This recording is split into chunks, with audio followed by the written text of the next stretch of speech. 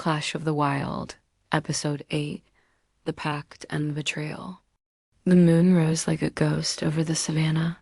Shadows stretched long across the dry earth, and the winds whispered through the thorns. In the stillness of night, war moved quietly. The lioness, queen once more, crouched beside a shallow pool with her teenage son and the rogue lion. They studied the cracked earth. Tracks dash fresh up male lion.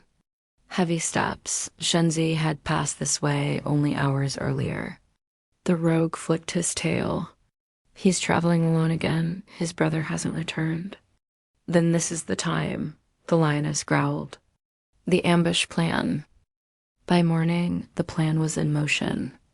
The rogue would lead Nishenzi to the old elephant graveyard near the river bend, isolated, open, with nowhere to run.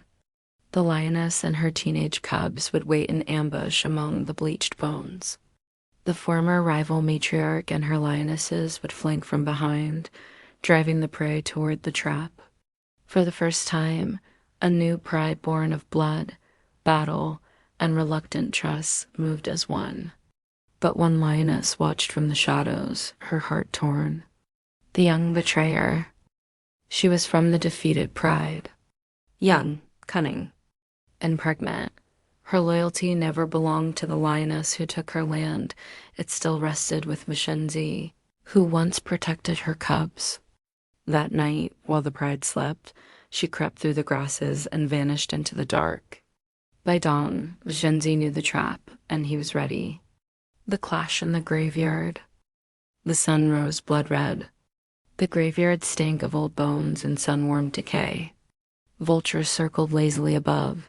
The lioness waited in silence, every muscle coiled.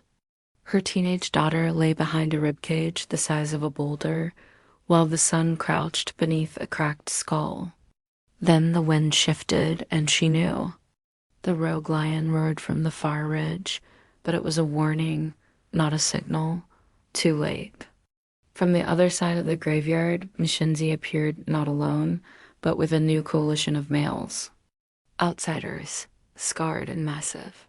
A trap within a trap. The graveyard exploded in chaos. Lions surged from all sides. The lioness fought like fire, slashing through dust and fangs.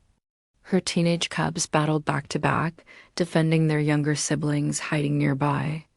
The matriarch charged in with her lionesses, turning the tide. But Mishenzi, massive and unrelenting, barreled toward the lioness. Claws met claws, blood flew.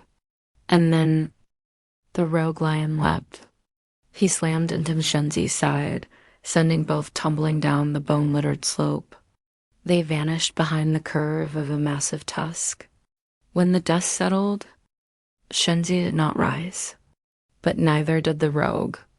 Aftermath. Silence returned to the graveyard. The lioness limped forward, bloodied but alive. Her son, torn at the flank, stood tall beside her. The teenage daughter nudged the youngest cubs from hiding. The matriarch dipped her head not in surrender, but in solidarity. The pride had survived, but the cost was steep. Elsewhere, the cliffs watching the cliffs above the savannah, the baboons stirred. The leopard queen had not been seen for days. Her scent was fading in her absence. The rival leopard hunted freely. And the baboons? They had chosen a new path, unity. They would no longer scatter when the predators came. They would wait. Watch. Plan. They were no longer prey. They were a tribe, and they were growing.